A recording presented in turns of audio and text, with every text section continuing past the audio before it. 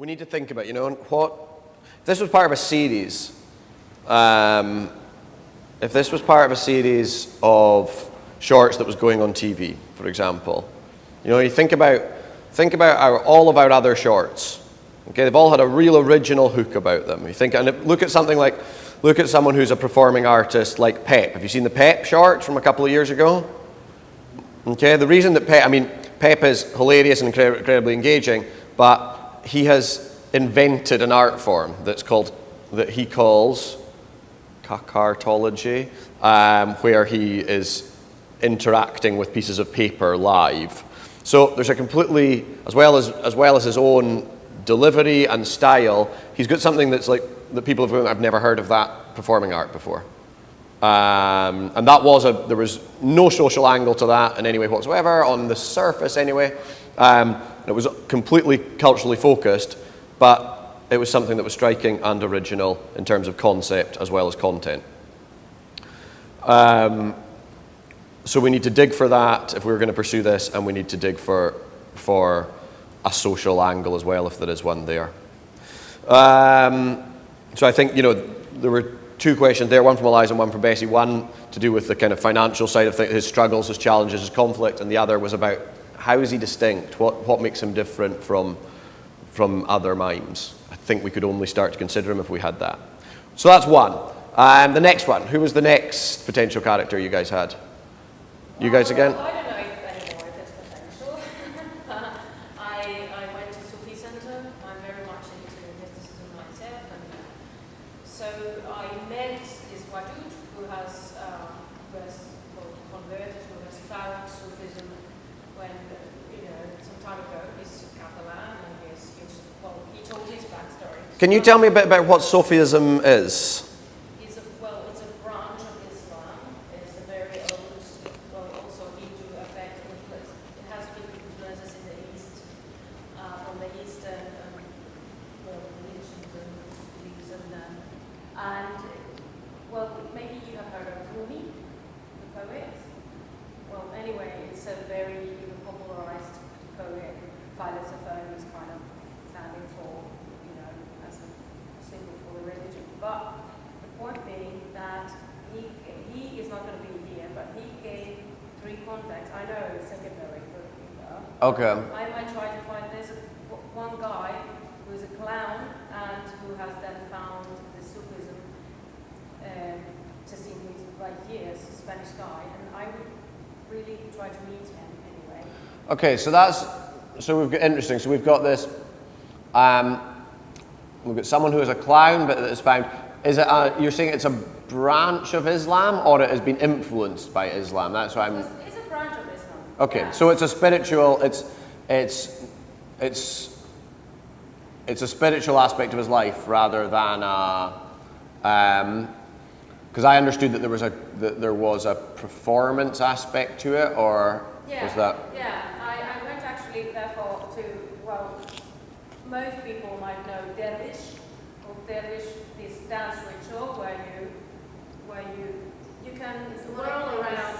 Turkey, they're like white kind of garment looks like that, and so when they spin, You whirl it's like a white.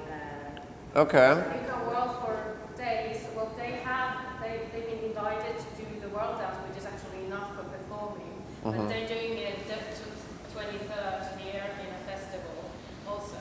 But they're doing it also in Tikri, in which we are obviously welcome to come. Then should this happen in their center, and that's weekly. Okay. Weekly event, and there are.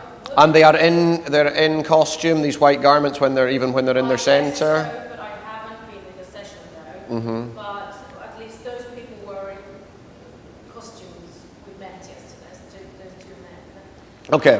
I mean, it's already for us, I haven't heard of it before, I have to admit, so that's good. I don't know whether I'm just really ignorant about that sort of thing, or if other people hadn't heard of it either. But all I've got so far is that they swirl. There's lots of things that I need to kind of understand. So there's this guy that's a clown that's converted to this particular sect of Islam. And then there are these, and is he also a member of this group that swirl around? That whirling, yeah, because whirling is part of the sessions. It's a ritual, and it's voluntary. You don't. Women make a circle, men make a circle, and you don't have to whirl. But people who have this need to whirl, they take their time to whirl. Yeah. That's part And of is there like chanting and stuff as well? Is There it is chanting or music or is it musical or is it? music. Yeah. Is there any way? Could we see? Is there video or something like that? Whirling dervish just for something that's spinning really fast. Right. Well, Okay. nobody can really explain exactly. I love that it's called whirl. Yeah. The whirl. Is that what it's called? It's called whirling. Istanbul, we see them like everywhere. It's like they're kind of like things that became touristy, like flamingo. Yeah, became really that's how it's so touristy popular. years ago. That's a popular part of popular But like culture. the real like root of it, it's like a meditation, and they'll go for like Yeah. days or like hours. Yeah. What is that? A respiration exercise. And then it's like a like a spiritual like. Obviously, it has to do with respiration, but it's about this movement. That's why All of actually. them must be dizzy. Do they go around the Yeah, same right? way? You don't think they focus on one spot? So because they spin so Okay, but anyway, that's. I mean, I'm interested. I'm interested in. It certainly feels. So this is these are Spanish people. These are not people who have come from Turkey and are doing it. These are Spanish people who have converted. There are people from everywhere from Europe, but yeah, they're Spanish. Yeah. So, what's this? So, are we looking at one potential character? You haven't met this character yet, this guy, No, or I would really, we have their, he was so, he gave the numbers for them, I just need to read him and, at least I will check. yeah, it I think out. okay. I think it's so he gave you 3 potential characters. He felt okay. So the important thing there, I think this sounds like an interesting visual activity that's going on, and it's obviously got some cultural background, and it's interesting if there's cultural crossover. Because we have the wrong idea of this one nowadays, even I do. I think. Islam. Um, You said first. Sufism? Yeah, that's like one of the big two like branches of Islam, right? That's like an image, not a video. Oh, Sufi. Yeah. Whirling Yeah, it's super. dancing dervishes of Istanbul. That's what they look like. Okay, I mean, they are certainly visual. So dig deeper for, and do you have to be a convert to this religion to do this activity? If I have, Do you have to be a convert to this religion or or practicing this religion to do this activity, or do people just come for the, like, is the activity?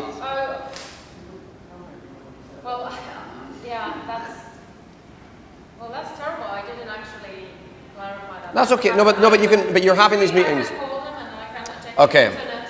Yeah. Make notes of the questions. I think we need questions about these individuals' own lives. How did they discover this? Why do they join it? What does it bring to them? What other things do they do? I mean, if one of them, I can't quite see the structure or the process at the moment, but if someone is a clown and anything else, there's, you're ready to investigate it. So if you're meeting 3 different people, find out all about their personal backstories, not just about the activity. We would need to find a way that this represents something else. Find out how significant it is, whether people can just join for the cultural aspect or whether it is directly locked into the spiritual aspect, and try and find out how that works. It's certainly visually striking. Am I the only person who's not seen this before? Maybe this is not as... I had never seen it before, so I think... No, which is... So, you guys are culturally aware people, just by the very fact that you are aspiring documentary makers, and you're obviously aware of the world around you. So I think it's got enough originality for an audience, perhaps not in Turkey, and also I think there's some interest in the fact that it's not just Turkish people doing it here, it's the fact that the Spanish people are doing it here. A word about Otoxo thoughts on religious documentaries, and this is nothing that's fixed by any means, is that in the past we've made a lot of documentaries that have explored different religions. In fact, we made El Gurdwara last year, which was about the Sikh temple. We have a scene of Muhsin praying who's a Muslim praying in the Basic Ingredients. We had Christodolos, the Greek Orthodox Church within the Catholic Church, which we thought was quite weird that they were kind of taking spaces. And our policy is a strong word, but the way that we tend to approach religious documentaries is just quite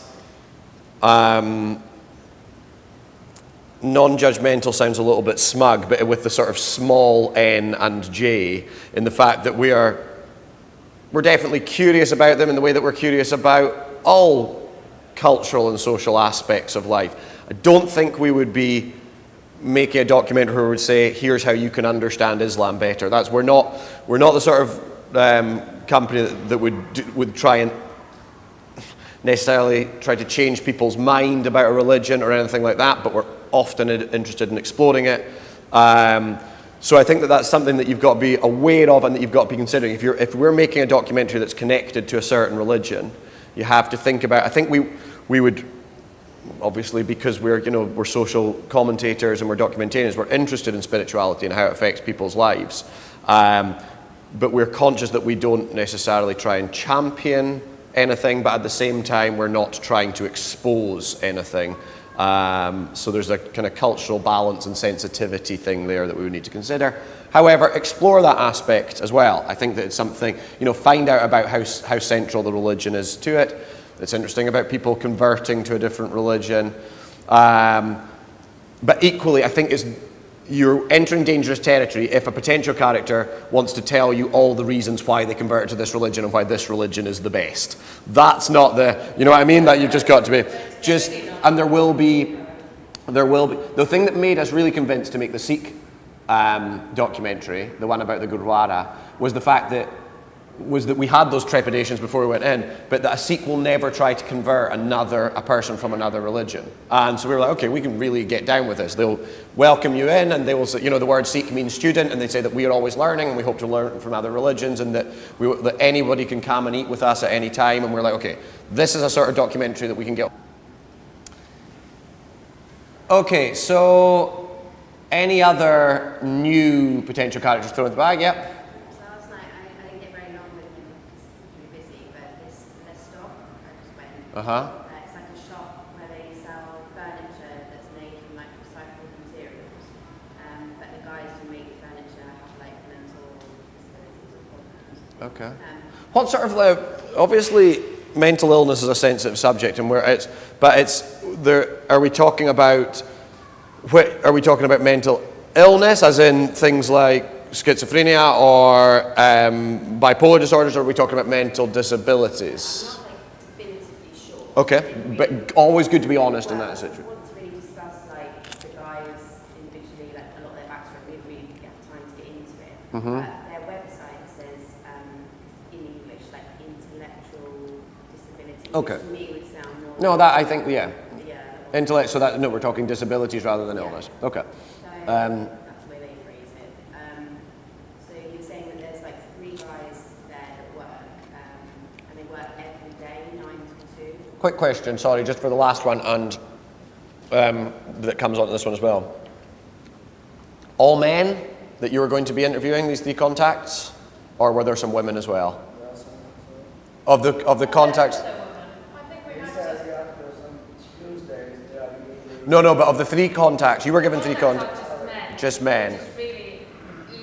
Okay, but I mean, just so we know, just so we're sure. And with these ones, it was at men as well. Okay. So there's 3 of them.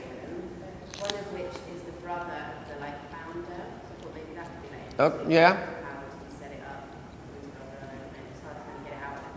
So basically, the trouble is they're really busy today and Monday. They can only meet Tuesday to kind of meet a person with all 3. Okay. But then you did say that every day they're making furniture after that. So and the space is a really great space. Lots of pictures. Now, what did they make the furniture from? All sorts of things like some of those big wheel type things and pallets and old doors.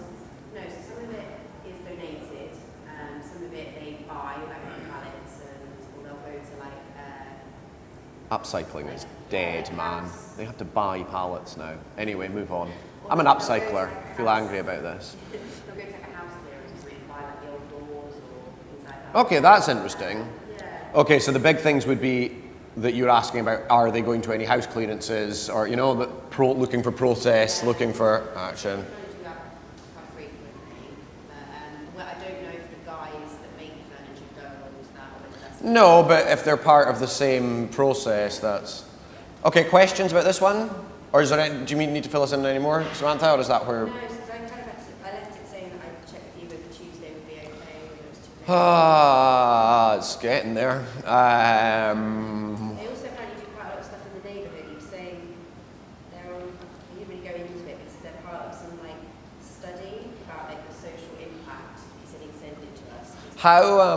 How cool does their shop look? Yeah. I think it's well. Questions while Samantha's getting that out?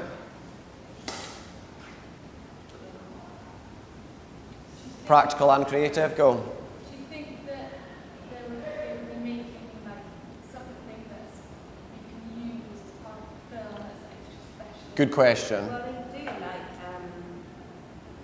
one-off, like they number everything by like branding, and then most people go in there, look at the shop, and then request their own unique thing, custom made. Okay. So we can almost invent something for them that produce more of a storyline. I mean, good sly thinking, but we would need, I think also the question would be how regularly are they making new things? You know, so there's always construction going on.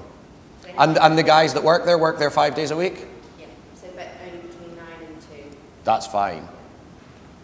9 and 2, 5 days a week. and it's all in one place. So there's shop, and then the workshop's off the shop. So it's They like, have a job at this like studio. yeah, it's in like it's popping out, so it's like in that. Okay. Other questions? Someone's just told you that something happens all indoor. What's your next question? It's got great big like windows, like floor to ceiling. Very good. Okay, good. Okay. So it's not too hot. And Great. it's just them four. There's 3 of them and the guy. Yeah, and they had some intern like keys off soon. So yeah, it's very small that operation. But they were saying they've just got past their like 1,000 piece that they've made. Damn it. Should have been on 998 at the moment. Okay. Yeah, they've been doing it for about 5 years. So there's a social inclusion aspect. There's a environmental aspect if they are reclaiming materials.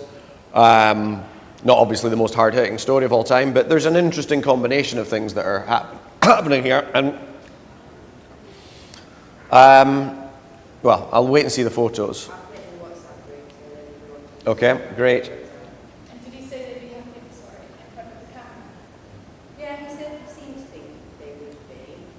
I Yeah. said, at first I think he kind of got the impression it was coming back with some news report. I was trying to explain to him that we have to meet them, make sure they're kind of happy, then we would come back and film again. I think he thought we'd just sit around the table and chat and film the chat. I said, no, we want to see them like making things. Okay, and how did that, what was his reaction to that? I mean, for them it's got to be, we would have to, again, it's one of those ones where we'd have to strike that balance between, we're not making a promotional video for their shop, we'd be championing a social project that, but seems interesting, it's quite, and do these people with intellectual disabilities, do they still contribute to the creative process? It's not just that that said we're going to make that this one guy is the designer. Are they part of the creative process as I well? think there was a designer to help them through. Okay. It'd be interesting to know how much agency and creative contribution they make. And my impression was it's more like the practical side. Okay. He was saying that helps them with their condition and whatever. Like, it's like practical outlets or something as they kept describing it. Okay. Yeah,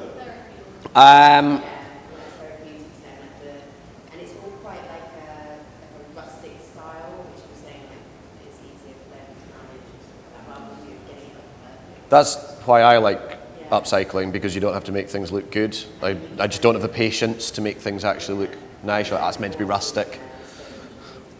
Well, there's no price on anything, which makes me think it'll be. Yeah. Because I did try to ask if there's something also. Oh, If it, like, business model is sustainable, or if they get funding to. good question. I think it's fairly popular because I imagine because it's like custom made, I imagine it's quite pricey. Like, They probably shop things in cafes and stuff, but so like maybe there's a business opening that's ordering. Okay, I mean, one thing that I would say now is that I know you've been working on individual group documents. I would like a volunteer now to create a potential films document for us as a full group, because a lot of people are mentioning links. Can I get a volunteer to set up that document? Well done. Not right now, but just at the end of, and then all you need to do is set up that document, Eliza, share it with everyone, and then anyone who has a potential film, I want you to add that film to it, and it's just a simple document that says pros, cons, questions, links. Okay? Just what we were doing before, but what you can see in terms of. All right, actually, it's got the photos from before. Okay, so if someone could. Yeah, absolutely. Okay, so create a new document. So we've got those ones that are the photos of them, but from now on, create a Google. So you would create a Google Doc. Okay, Katarina, you would create a Google Doc, and it just says the title, short summary, pros, cons, questions, and links. Because we're at the stage now where people will want to, if everyone can share, can see it, we can have a look at links and things like that as well. I mean, we don't need them as long as we've got links to the photos. Yeah, yeah. Well, he's created a Google folder. Marek's created a Google folder, so maybe a Google Doc within that folder for each potential film. Okay, so there's two definitely interesting things going on here. Any other new ones, or ones maybe that I've heard about but the rest of the group haven't? Yes, Emma? With the Moroccan man yesterday. Uh-huh. We went into a shop and got a few photos, and at first she didn't really know much about it because we were just chatting and I had looked down, but he's got loads of stuff he does. He plays the drums, he makes stuff out of reusable items in his Pretty shop. similar to your guy, he does like Upcycle that stuff. stuff. So he makes like all these really cool drums and lanterns out of like copper pipes and stuff. But he's trying to get rid of it all. So he's selling it really cheap because he wants to retire and move on because he's been at this shop for like 10 years, 12 years. He's been doing it for longer, but he's had that shop here for 20 years. What does that tell you when you're thinking, when I was talking to you about character and also about basic requirements of a film? What have we got there? What's a positive straight away? Very good. We've got a conclusion, yeah. Well, yeah, same sort of thing, but yeah, that we have a potential conclusion. If you could almost imagine, if you have this film, that you think you're just exploring the shop, and then there is a sense of an ending, a conclusion that in itself is bittersweet or that is sad, because he's moving on physically as well. He's leaving Barcelona. I'm not too sure about that, but he's staying in Spain. Okay, but he wants to shut the shop down. His shop is amazing though. It's like a little, yeah, it's big. I don't know if it's good for lighting, but He's got warehouses and like loads of random places and from Egypt, Mali. They're like storehouses of all the stuff that he brings over from years and years and years. Okay. he's created his own instrument as well. Yeah, it's cool. Okay. Sounds like an interesting character. If I'm pushing you, if I was to say that the other shop has the kind of upcycling element, so we've got that environmental, but we've also got the disability angle on it as well, and the community angle. What's our social? Is there any social angle, or would it just be a kind of? Was it more of a? Because if we're dealing with a commercial business, I understand he's closing it down, and maybe there's a sort of heritage point of view to it and things. What's We're going to ask, well, like, try to get a bit more backstory, but because it was his first meeting, we didn't ask. okay? But he's around the corner from us, and he said he gave them this number, so I dropped him in the time. Okay, so we would need a little bit backstory. Why is he retiring? Is there anything about? I mean, he's old. He's between us, he's exhausted. Okay, how old would you say he is, roughly estimations?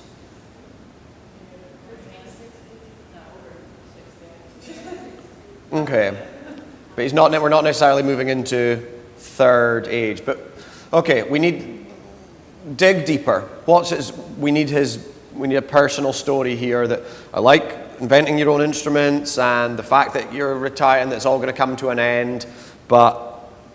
If he's upcycling stuff, then that's interesting too.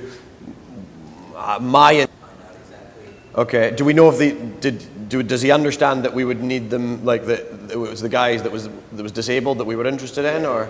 Okay. All right. Great. You're going to speak to him. If you could possibly get a meeting with those characters, that's. I think we can. Uh-huh. Okay. We need a meeting with characters. Like even primary gatekeepers, if they're not going to be characters, we need to get closer. So good progress. Let's keep moving forward. Does anyone? Yeah, go. Andrew said Paco has a gig soon, just outside Barcelona. I can't remember the exact date. Okay. Paco who's meeting Paco on? Sunday. You're meeting Paco on Sunday. Have the meetings been arranged with the other? I've messaged them, but not had a reply yet. Okay. And what about language exchange? So they met with Jose, and he has had a friend who lives outside the town. Said that he would come and pick him up and go and stay with him for a couple of weeks. So he was going to be leaving today. So the guy was asking, what would you, how many times would you need to meet with him? I could persuade him back in his town. But I was saying we need to meet with him, then decide, and then he shoot him 2 or 3 times. And the guy was I think I'd struggle to persuade him back because obviously it's an expense to him, coming in and out of town. So where is he? Where is he now? He's moved out of Barcelona. Yeah, just for a week or so, 2 weeks.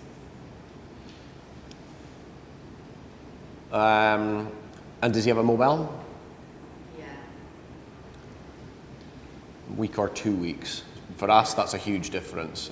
If it's a week, you could potentially be filming in week 3 if you filmed all your other ones in week 2. But I know. Is it worth asking your contact one more time if there's any way we could have a phone call with him and to try and how far out of town is he? That's the other thing.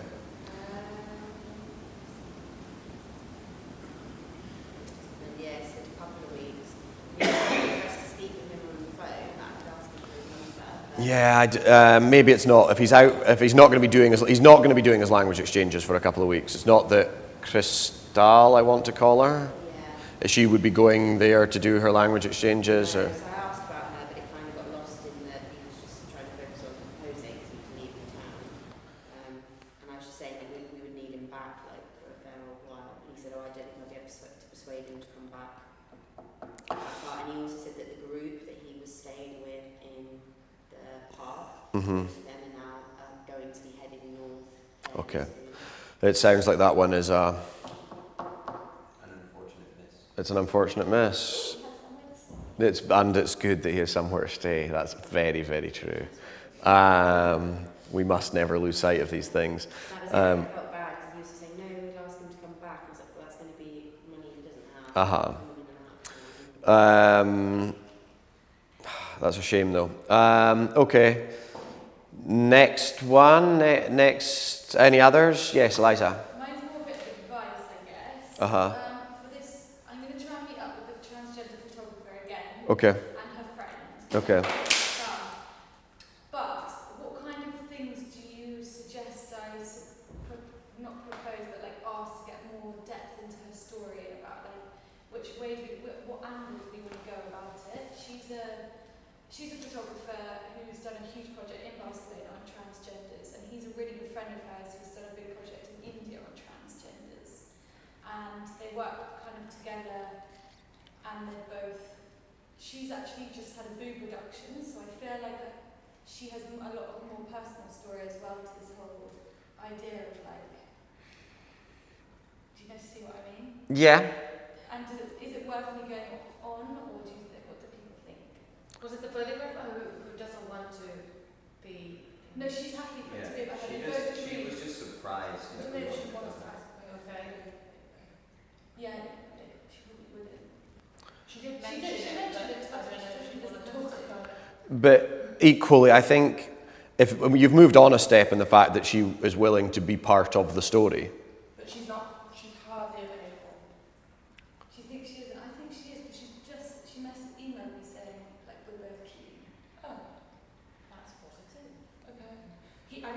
on holiday, he's only available from the 14th to the 18th. Which is next Friday. I mean, that, if, you know, depending on other shoot schedules, that's 5 days, no? 14, 15, 16, 17, 18. So even if we had 3 of them, we could make that work. I'm personally really interested in the project.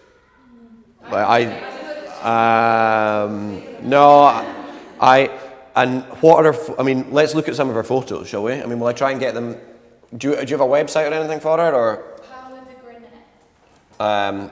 And the photos of this project are, I'll get him up as well. Wait a minute, she's been through a correction of gender, right? No, she has, but she mentioned first visit, she was talking to us about her boobs already, which feels like she's also talking to us about nudity and this idea of like freedom of being able to be naked and why is there a stigma on it. And she's an activist. On her website, she's got this project of portraits where she's taken like black and white photos of her children when they were little. They're like full on naked, and she was saying how like now her son's grown up a bit, and like he said, oh, you shouldn't be putting naked pictures on the internet, blah blah blah. She said she'd take us to Camp Nou, which is where they all hang out, the transgenders, and she also has just done a project on albino beauty. Went to Argentina, to this random town, to where there's the most albino. this is just going to come up in a second. But I think I have to say that I suppose it's good that she's bringing her friend along, but for the type of shorts that we're making, a Barcelona focus would be of more, me personally, I'm not saying the rest of the group, maybe there's an interesting comparison with the situation in India, but my initial interest would be more based on Barcelona, probably. Sounds like she just wants a bit more support. 'Cause she's Maybe. When are you meeting her again? I just emailed her this morning, either today or Sunday. They're like very incredible, but I don't know what we need to do. No, I think that they're.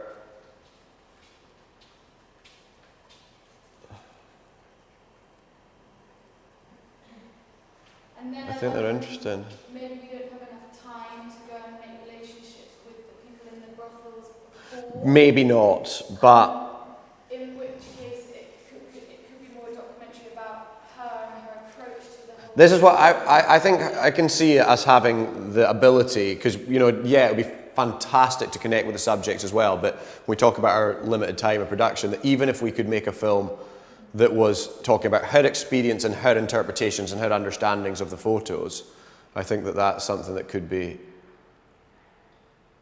Could be interesting. Like the documentary of, who was it, Carmen, the dance teacher. Mhm. That was also about more focused in her character. Yeah. And that was. Were these exhibited anywhere, Eliza? Do you know? Unfortunately, it was actually a long time ago, she said, but I'm sure they would have been. Long time ago, being. Years and years ago. Yeah, I thought it was more recent than it was. She's not actually in contact with any of the people anymore. The albino beauty stuff's cool as well, isn't it? Yeah, it's amazing. But this wasn't in Barcelona.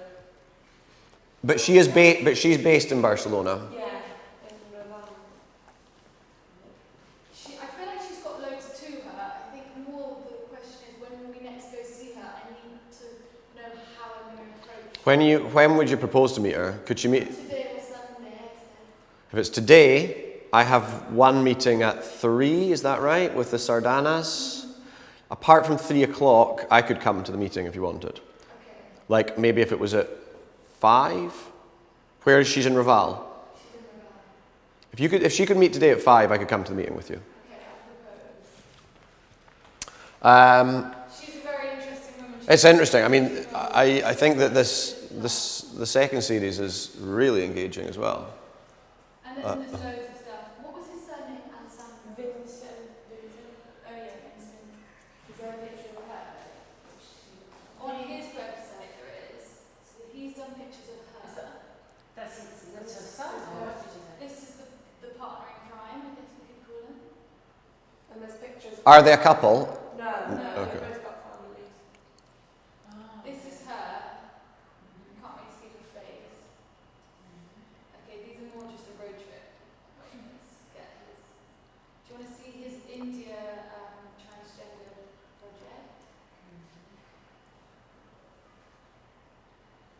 And he's based in Barcelona as well? Yeah. They're both Italian. That's cool. They speak Spanish and English. These are really great. I mean, this projector is probably not doing them justice, but they do look good. That's nice. Fucking hell. I'm going to put this one.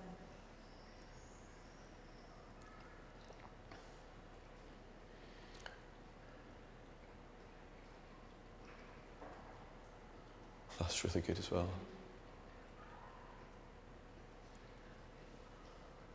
Like you have to be quite a special person to be able to do a project like this, I feel. To be able to Yeah. build that bond and trust and Okay. How do other people feel about her as a potential character and her work being the way that we... I mean, that seems like a pretty clear pick, honestly. Yeah. Sounds like most exciting. Okay, so see if she can meet today at 5. If she can only meet on Sunday, maybe you and I can meet at 5, or whoever's going to the meeting can meet at 5, and we can try and think about, or even earlier, and think about how you're going to approach the meeting. If we can do she speaks English, you were saying, so if there maximum of 3, but maybe a bit of cross-group stuff, other people meeting could be useful as well, so we have a broad perspective. That looks interesting. Okay, right, we've already been an hour on this, I really need to move on. So, any others? Mental health, fruit and veg? Did we have any more? Can you get back to me? I'm actually just going to check I sent the email to the right people because I don't know, she said that she would get my email and then follow up and get back to me confirming if they thought of any other interesting angles or if the people were willing for us to meet them, but I haven't heard back. Okay.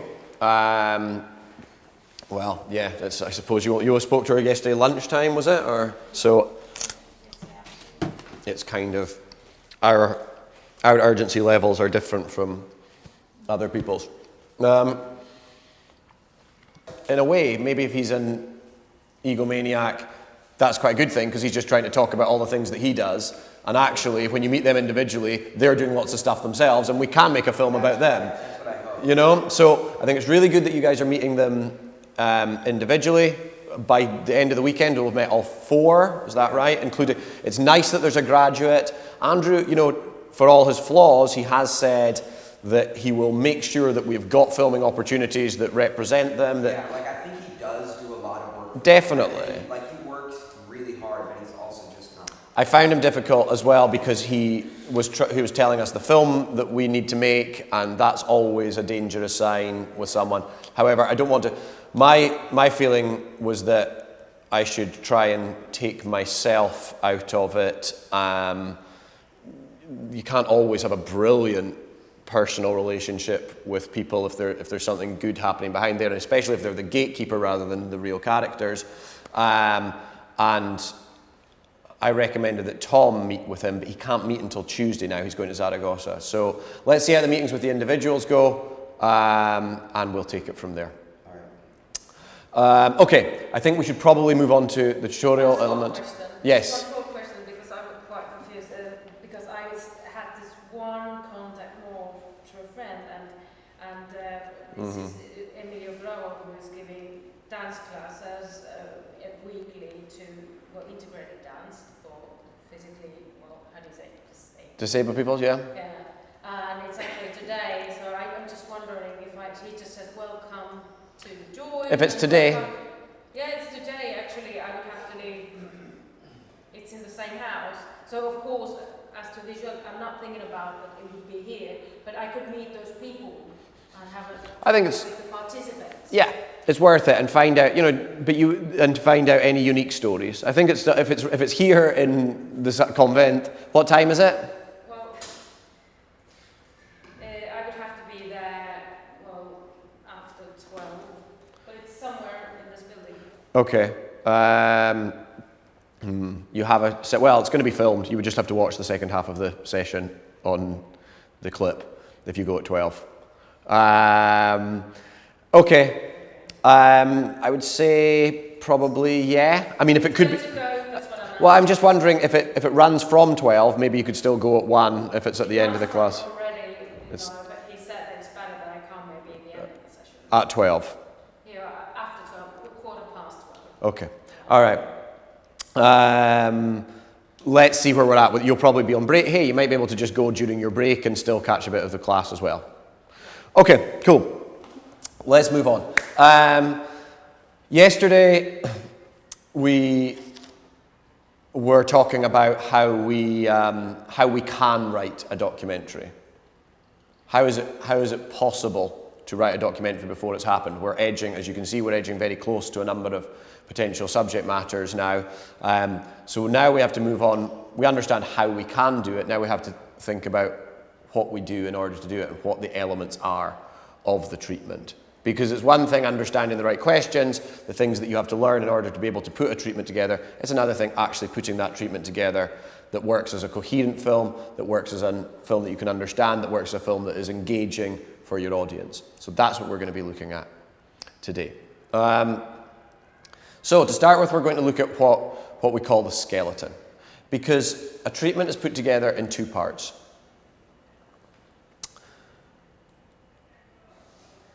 The first part is called the skeleton. The second part is called the flesh. The thing that we have to understand about our skeleton is that this is the most basic and fundamental aspects of our film.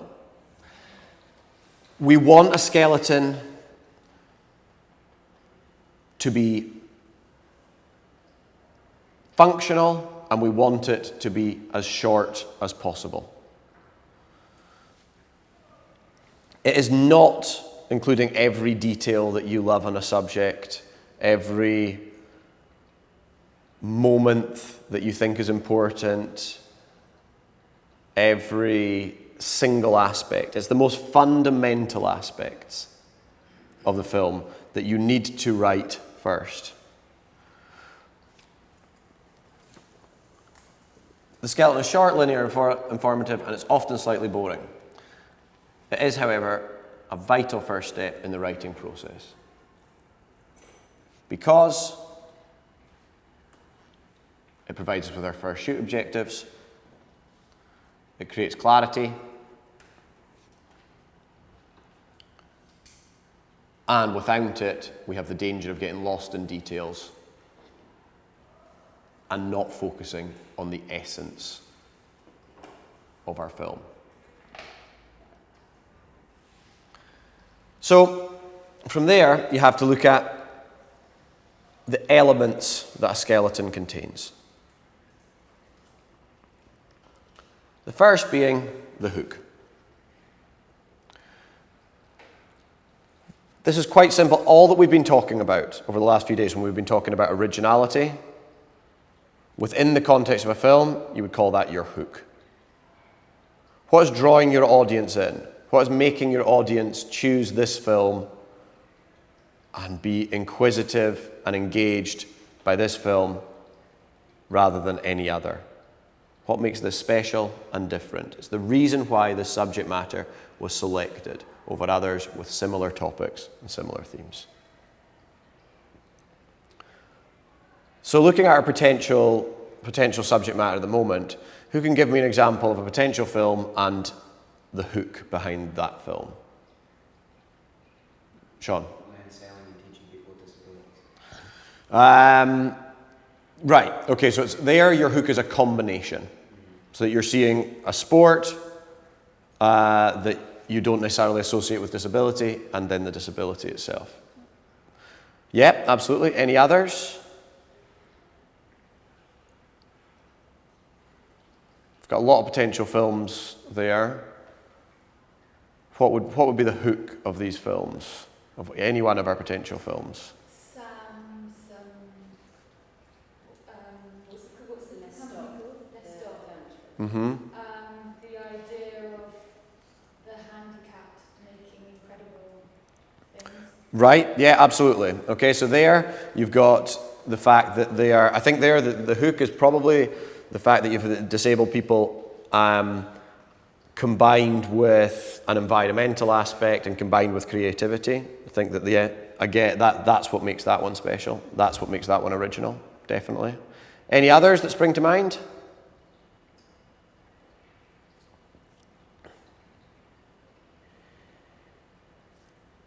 Think about anything, any of the ones that we're considering at the moment.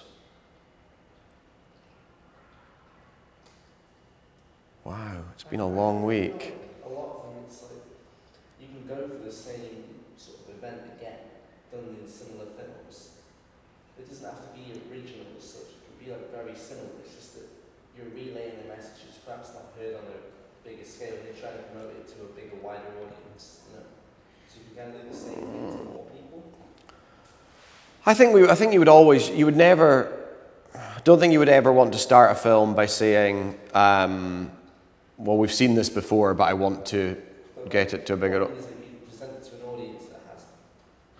I mean, there's always that, yeah, there's always that aspect of things, is that you are, for example, tell me the name, Katarina, of the dance. Whirlers. Are they really just called whirlers? They've got... Well, the student of Sufism called dervish, but nowadays it's popularized. They call it dancing dervish. Okay, Anyway. so the hook there, I think, so in answer to your question, well, maybe to a Turkish TV audience that would seem really, yeah, but you're taking it to a different audience, so I can see what you're saying to an extent. But equally, I think if this was, I think the hook there would be the fact that it includes people who are Spanish, and it is not just simply just Turkish people who are doing it in a different country, that it's been people that are taking this up, so that there's cultural crossover there. Yeah, for example, let's say if this guy, we found this example, he works as a clown daytime or whatever. This is just an extreme example. And in the evening, he turns into a world dancer. Okay, this is a very superficial way to say that. Anyway, so the double life of him, or the surprising, unconventional, something you don't expect from how he seems and behaves and looks like. Okay, so you've seen, I mean, there we've got, you've got Complex. the idea of the double life. That feels like it could be interesting there. He's living normal Western life, and then still he can be, he has another name, different name, Yusuf, or what was it, in this community. That's what I'm saying. So it's not very conventional. It's not the first thing I would say about this person. Absolutely. Is that the hook? That's what I'm questioning. Yeah, that would be that is your hook is definitely it's what makes this original. So lots of people do this form of dancing, but this guy is not Turkish, and he also has this very different other life. So yeah, that's your potential hook there, definitely. I mean, I think if we look at the homeless entrepreneurs, then you have an instant hook because you don't expect homeless people to be entrepreneurs. It's as simple as that. It's there. The hook is in the title. There. What other ones do we have on the table at the moment? What about our photographer, Paula? That's probably a more subtle film. The hook is less striking, but there you could consider that the comparison between India and Barcelona could be a potential hook. Her relationship with the subjects could be a potential hook. The fact that it's not just a series about, the series was about transgender sex workers, am I right? So it's not just about the transgender community, but it's about transgender sex workers, and also the fact that as I understand, behind her project is the fact that the sex work was forced upon them because they needed money for their transitions. So that feels like that's enlightening information. That's something that I hadn't considered in the past. Anything where you feel that you're getting a different perspective, a fresh perspective. We've seen documentaries about the trans community before, of course, but that's I feel that I've had a deeper understanding just through the explanation of that project and the fact that this is why one of the reasons that they end up in sex work, and that also that that can be a transitional thing, and that if she could tell the story of those that managed to get into different professions, then there's got an interesting line to it. Does all her, it's all film photography, Okay. Right. Interesting. Okay. I mean, again, that's we need to get her in her dark room, though. Has she got a dark room? she must do. You would think. Yeah, she must. Okay. That at the moment is really interesting as well. About 14 minutes. Okay. Has it gone off? We lost a bit of the last bit, did we? Or? No, I can see when it's not flashing. Well done. Good. With a feature-length documentary, even a half-hour documentary, you might think to yourself, well, yeah, I get it. You know, you need a core narrative there. But really, for a 5-minute short, do you need a narrative? Good answer.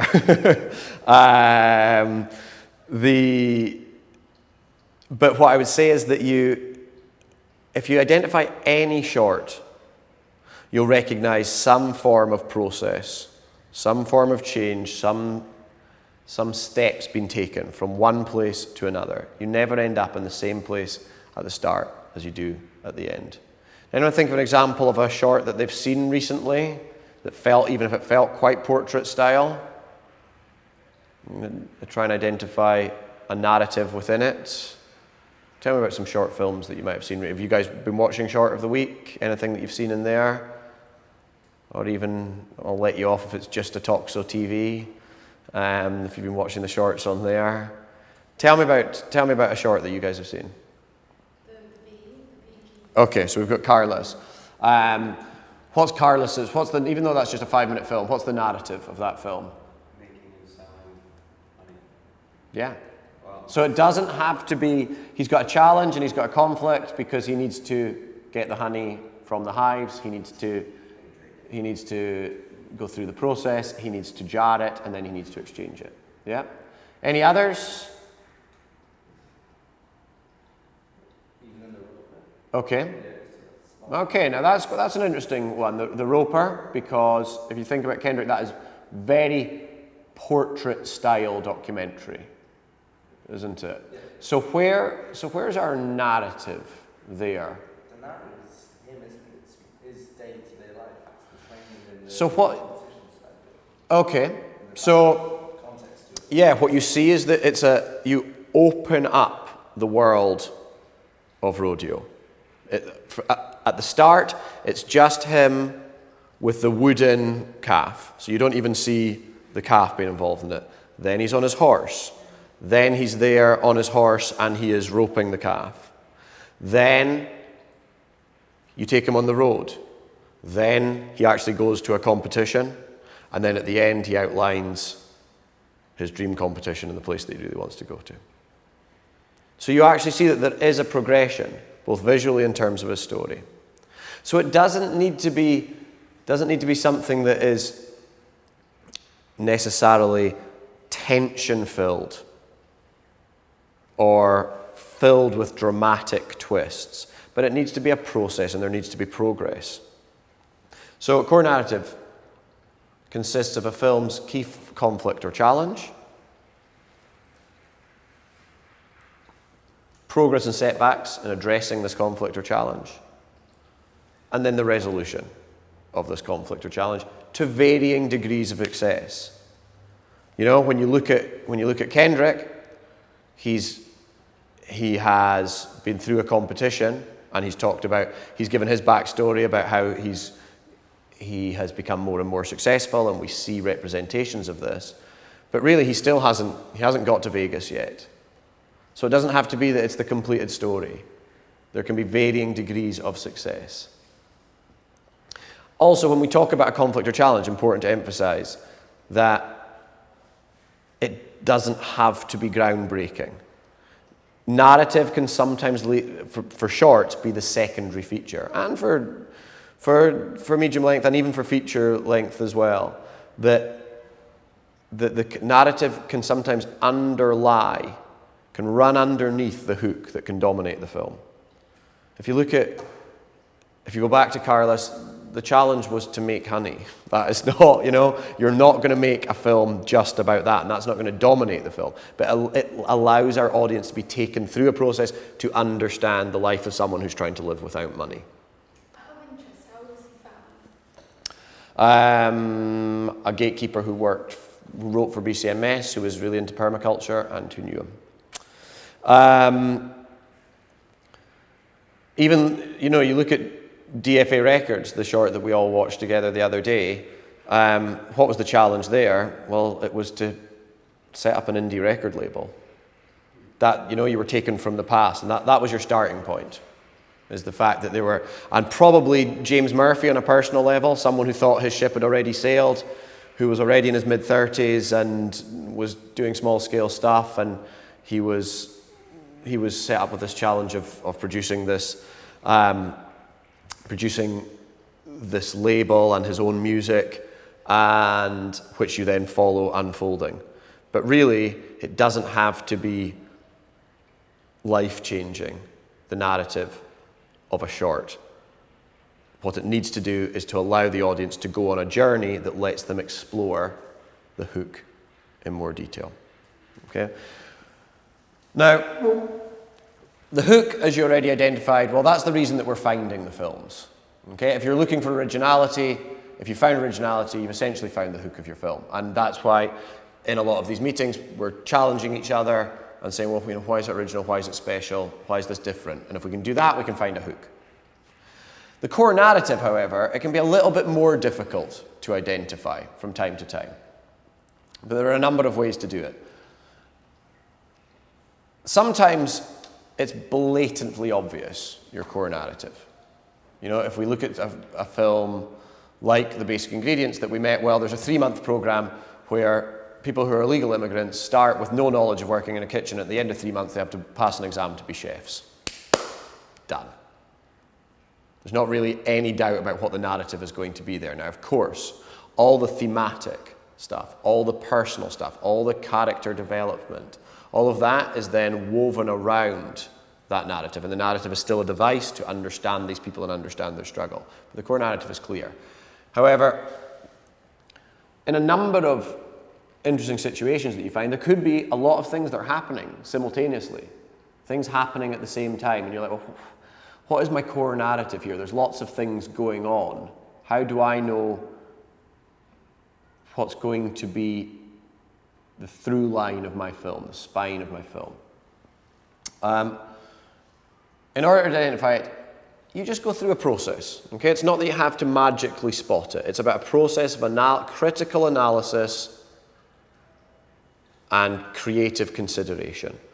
The first thing you need to think about are all the potential conflicts and challenges that you see, no matter how big or small.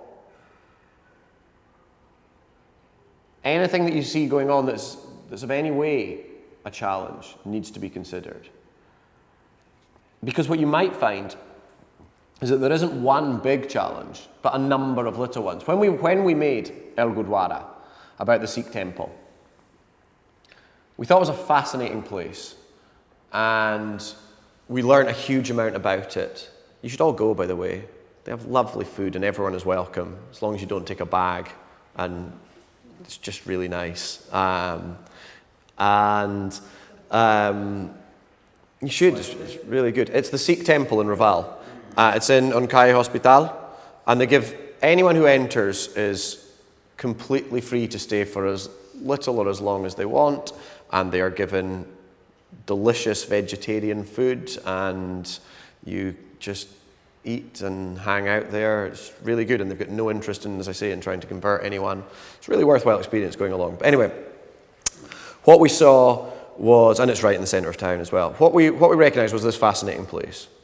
A lot of us didn't, myself included, we didn't know that one of the central tenets of Sikhism is to provide food and shelter for anyone who needs it. But that in itself provides a challenge, because the first people start coming in around breakfast time. They also have their first prayers are at 3 o'clock in the morning. That's when they have to do their first worship. They also have, at the same time, very strict rules on people not being able to enter if they've eaten meat in the last 24 hours, or if they've smoked, or if they've consumed alcohol within the last 24 hours. So that needs to be managed in a certain way. And then they also have a situation of people bringing bags in because they can't have bags are a problem for them. It makes things complicated because one of the central tenets is that you never take anything away from the temple. They also have a very strict rule that they give you a small amount of food and that you can always ask for more until you're full, but you can never leave anything on your plate, that no food is ever wasted. And really in searching around all these things, we were like, well, there's no central challenge here. And then what we actually recognized is that the great challenge was simply the combination of these things. And then the film ended up being a day.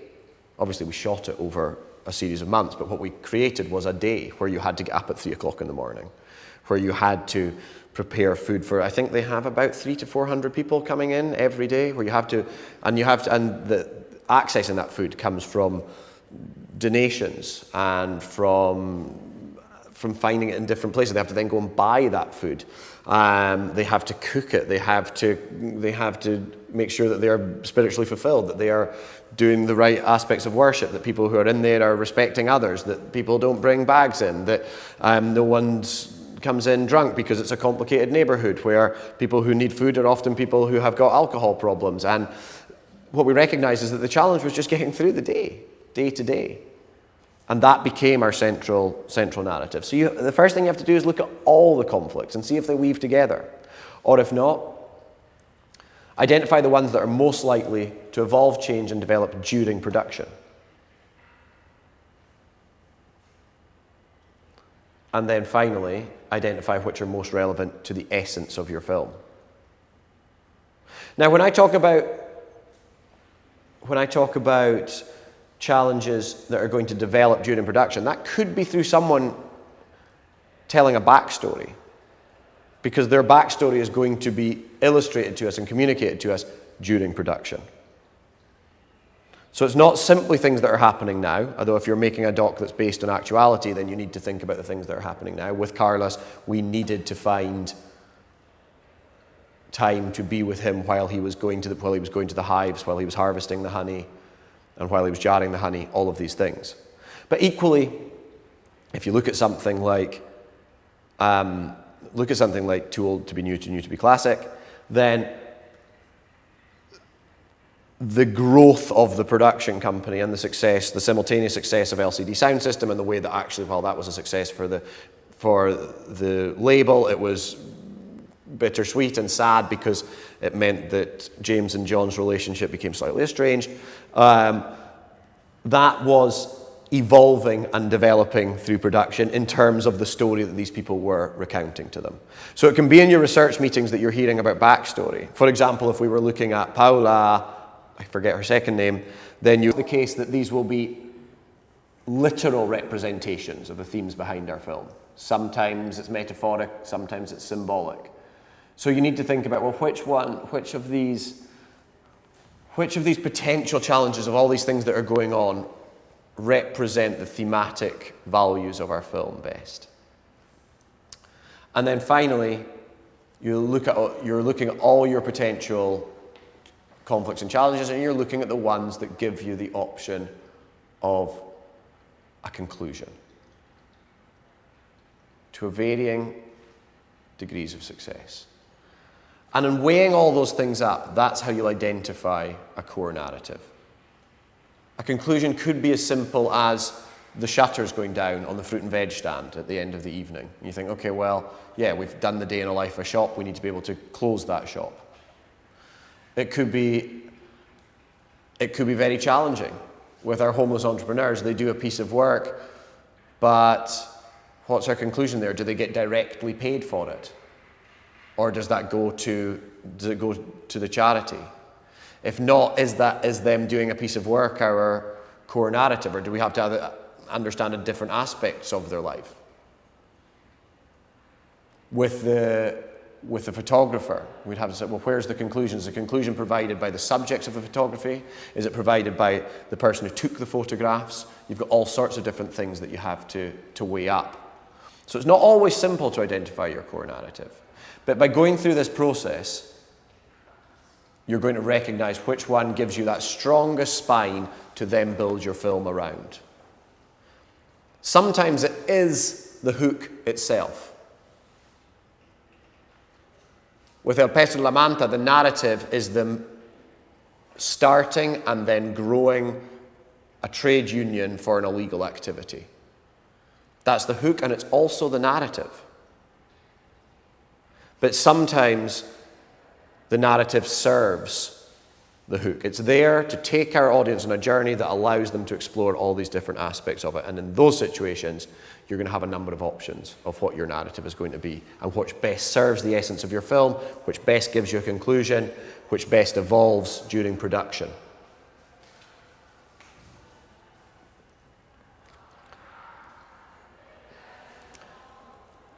The layout of the skeleton,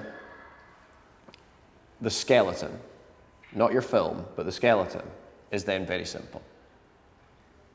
Remember that I'm not saying beginning of short, end of short. I'm saying the beginning of the skeleton, the end of the skeleton. Introduction of hook, introduction of conflict and challenge come more or less simultaneously when you're writing your skeleton.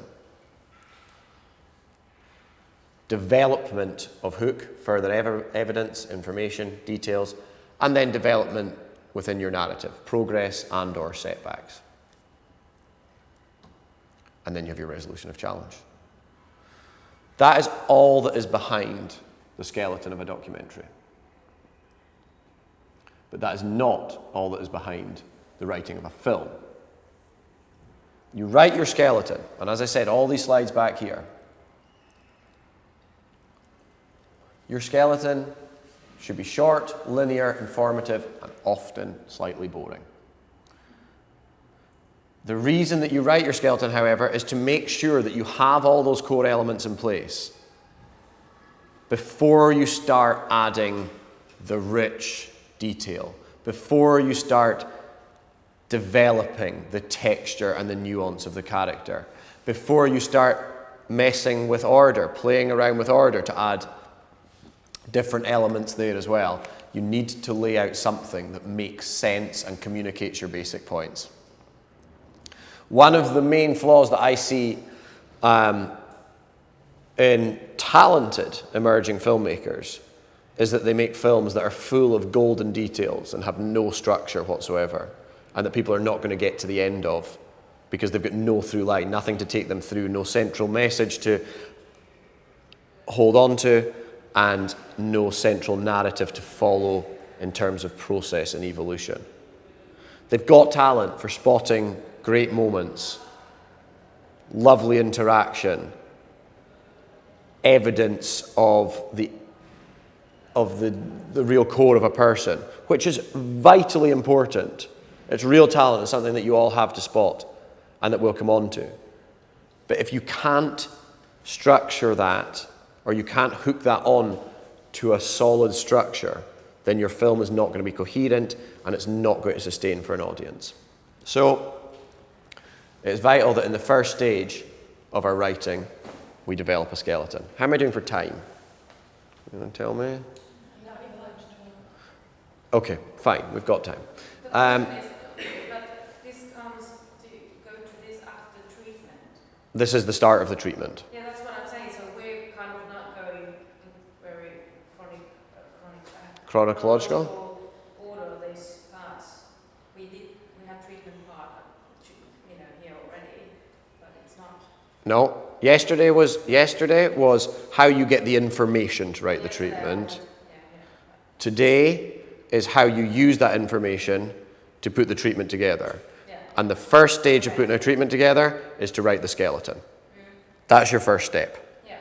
Yeah? Also, no, that's. Okay. So this is the first thing that you do when you're writing your skeleton. The first thing you do when you're writing your treatment is that you write your skeleton.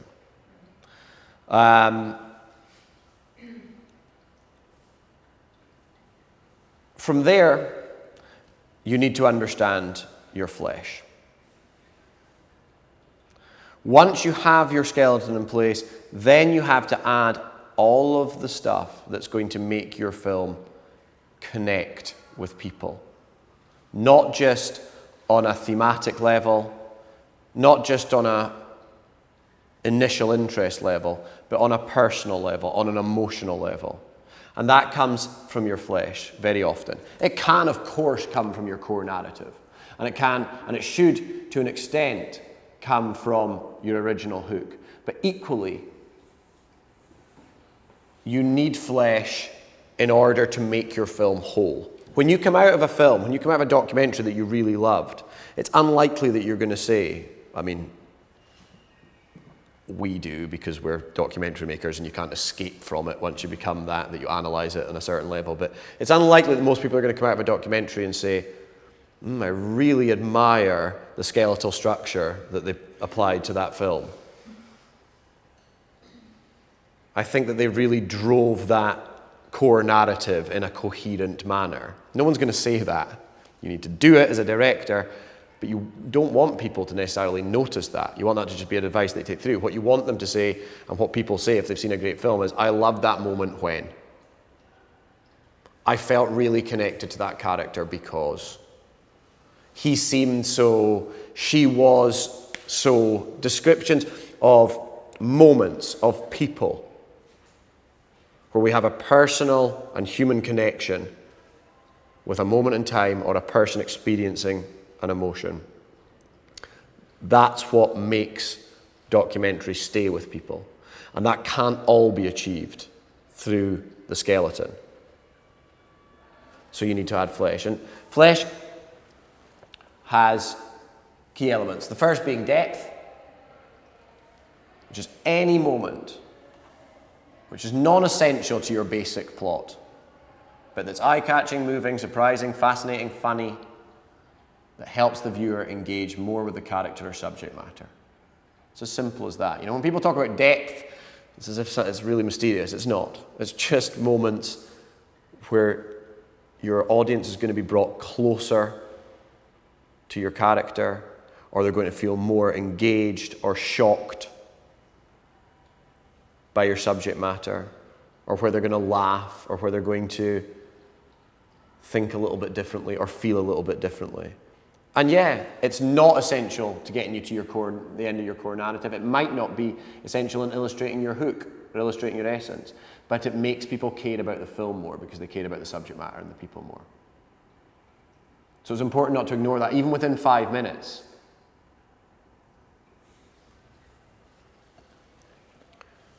When we talk about a film like Émilie, the Blind Carpenter, you guys know about, that we made a couple of years ago,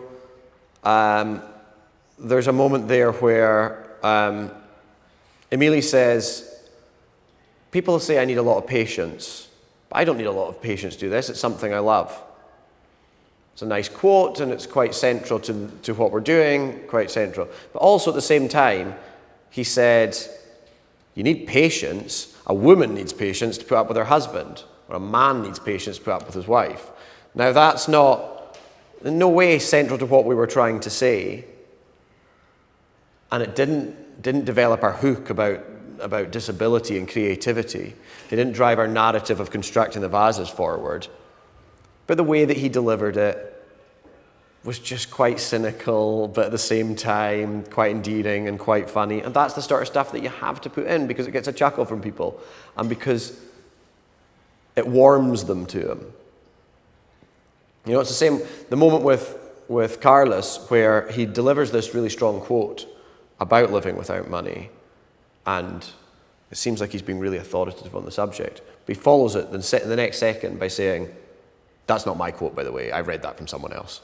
That doesn't take our narrative forward, and it doesn't explain our hook any better, but what it does do is gets us closer to our character and makes us more dear to our subject matter. And that's why it's important. It's those moments that we remember, it's those moments that in those moments we connect with them and we feel more invested in the important thematic stuff that we're trying to talk about.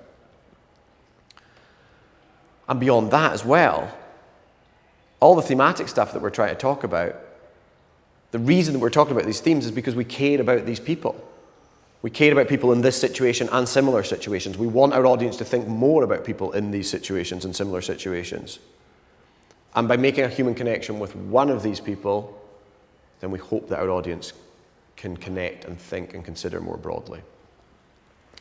Ambiguity. Ambiguity is another key aspect of Flesh, and is particularly relevant in shorts because it is through the process of revealing things at different stages that we allow our audience to move forward. You know when you've been sitting in a documentary and you go, I thought that was going to happen. Newsflash, the director wanted you to think that. It's not that you've necessarily been very clever, you've been quite clever, but it's more that the director was designing something to take you in a certain direction or to leave hints of a certain thing that make you feel that you have earned information at a certain time. Ambiguity can happen in two different ways. It's useful in two different ways. On one level, sense of doubt and uncertainty that they want clarified. That they move through process going, right, I know a bit more about this, but I'm still not sure. I don't quite understand. I want to know more. Now, that's a fine line to walk because you don't want to ever have your audience thinking this film's a mess and confusing. You don't want them to ever get to the stage where they say, no, that was confusing. What you want them to think is, okay, I know a little bit more now, but I still don't know that. I hope they're going to tell me that soon. I know this, but I want to know that as well. And that's also dangerous because you don't want them then getting to the end of the film thinking, oh, wait, they didn't explain that.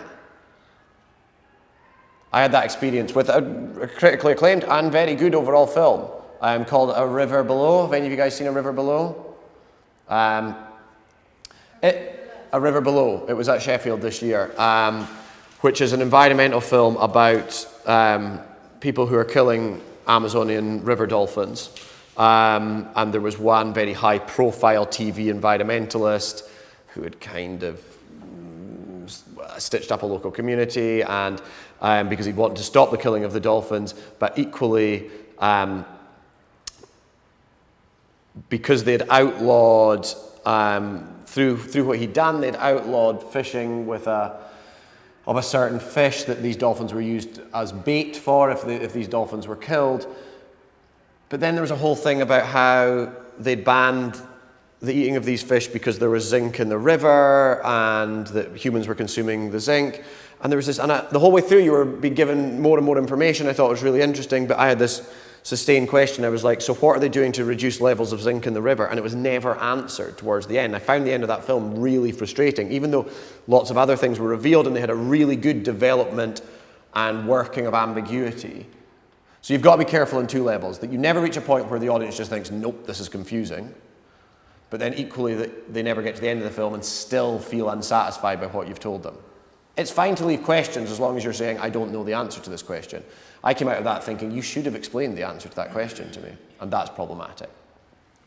So it can work on that one level. That is just concealing of information until a certain stage. Or it's only giving little pieces of information bit by bit at a time. But equally it can work on another level where you consciously take the audience in a direction away from where the film is going. Where you are encouraging the audience to play to their own stereotypes, to their own expectations, and you take them down a line and go, you thought this, but actually the opposite is true. You'll all have seen films where that was the case as well. Can you think of any examples where we might have done that, where you might have seen a film where that's been the case? Where you're really being forced, where at a certain point in the film you go, right, yeah, I expected that to be the case because of my preconceived ideas, because of the expectations that I have. But that's very much not the case. It's often used in films where we are questioning people's expectations in terms of gender or expectations in terms of race. Designability. Those of you who have seen Designability already, it's something that we consciously do in the first 5 to 7 minutes of the film. We have a very cool, stylish design studio in the centre of a very cool, creative city, and we have these authorities on design talking about the importance of the team and how talented individuals are the centre of a team, and we're building people's expectations up to meet conventional talented individuals, and you expect them to look in a certain way, and then we gradually allow our audience to understand that this super talented, creative, imaginative, innovative team are a group of people that have Down syndrome. You're playing with people's expectations to the extent that I did not expect this to be a group of people with intellectual disabilities. It's a common tool that's used, that you consciously take people in a certain direction, get them working with their own expectations before you confound those expectations. So ambiguity is key. And then finally, you need to make sure that you are not simply dealing with a basic narrative and illustrating your hook, but that you're exploring this on a wider level as well, that the thematic stuff is coming through. Yes, you might get to the end of your film. You know, you could get to the end of a film like Carlos, with him producing his money and trying to exchange it, and you think that it's just on a personal level. But if you don't include the parts where he compares humans to bees and explains that our society is broken down because we become too focused on certain social structures, and that that's making people ill, which is not necessary for his own little project about living without money. You could get to the film without it, but without that wider exploration of themes, your audience are going to go away missing something potentially that they could have taken from it. Missing a wider understanding, or if not a wider understanding, because we never want to say that we've got the answers. You want to leave the audience with thematic questions, that it moves beyond the personal into something wider. And that comes through when you're developing your flesh as well. And that's it. We write our skeleton, we get the information that we need for a skeleton, we write a very linear skeleton, and then we start analysing where we can add depth, where we can move things about to provide us with ambiguity, where we make sure that we're getting our thematic messages that are delivered, and also we make sure that within the space of 5 minutes or however short that your film is going to be, that you're doing more than one thing at once. That's really important. That you're communicating, you're moving the narrative forward, but also illustrating something thematic. That you are developing a character and developing an audience relationship with the character and adding depth at the same time as you are explaining your hook in more detail. That you're providing ambiguity, but that you're also providing depth and detail as well. Because we don't have a second to spare.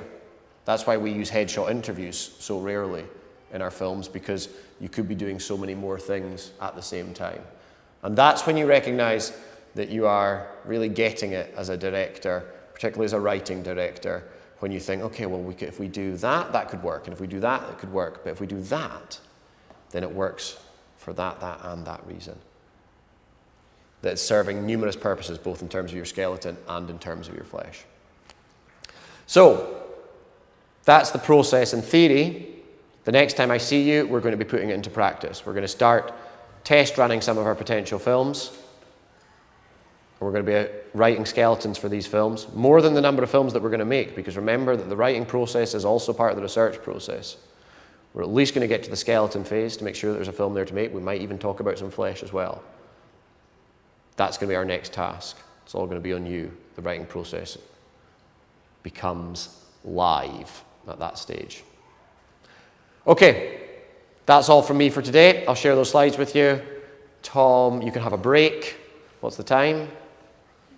10 to. Perfect. Tom will be in about 12:05.